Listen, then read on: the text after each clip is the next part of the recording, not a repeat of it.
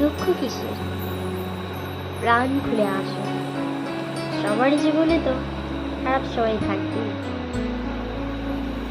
খারাপ ভালো এটা তো শুধুমাত্র একটা দৃষ্টিভঙ্গি।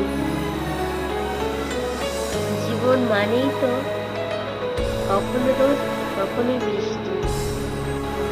কি ঠিক বললাম তো?